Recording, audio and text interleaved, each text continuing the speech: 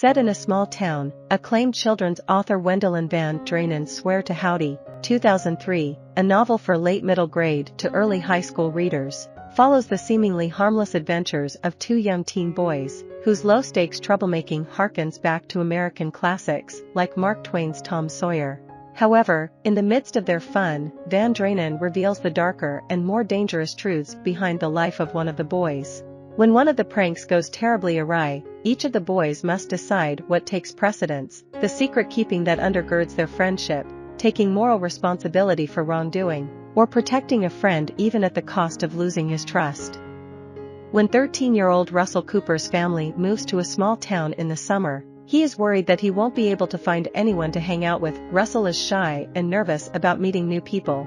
But in just a few days, Russell befriends Joey Banks, a neighbor boy who is full of adventurous ideas and always up for a good time.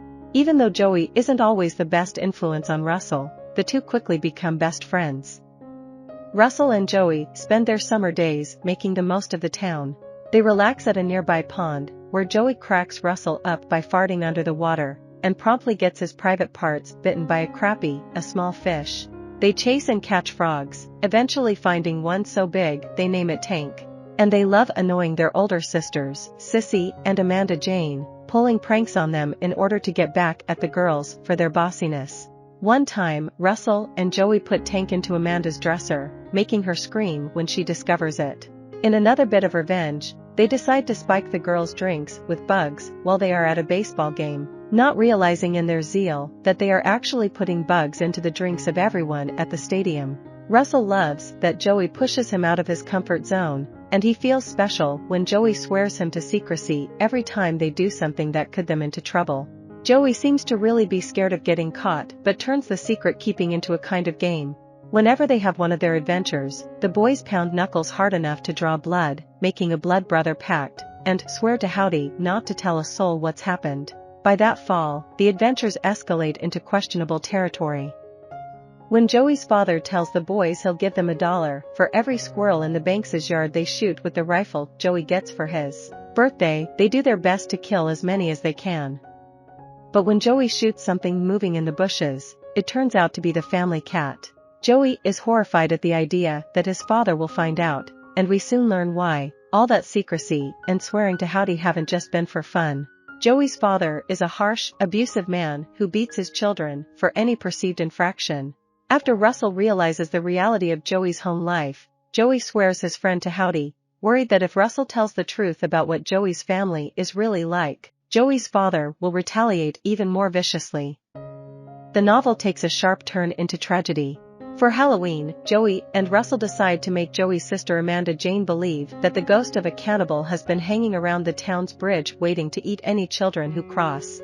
They devise a scary-looking mannequin, suspending it from the bridge so that cars driving underneath will be freaked out. But when they swing the figure out at Amanda Jane's passing car, she is caught so unawares that her fear and panic make her swerve off the road. She drives into a tree and dies in the crash. The horrified boys don't know what to do, but with the pattern of behavior they've already established, they swear each other to secrecy and attempt to keep quiet about their part in the accident. This turns out to be a terrible decision. The more Russell tries to tamp down his guilt and sadness, the more resentment and anger he builds up towards Joey.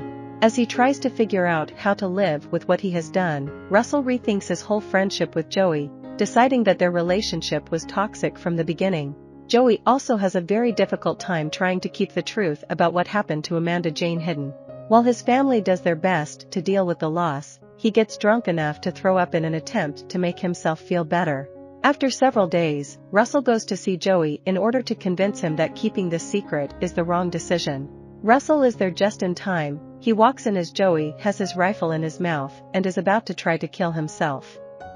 At first, Joey again wants Russell not to tell anyone what he just saw. But this time, Russell instead tells the truth, revealing not only their part in Amanda Jane's death, but also that Joey's father is a child abuser. The novel ends on a note of hope. Even though the boys are probably no longer going to be friends, Joey's mother takes the kids and leaves his father. I hope you enjoyed this video. Leave a like if you did and be sure to subscribe. Thank you.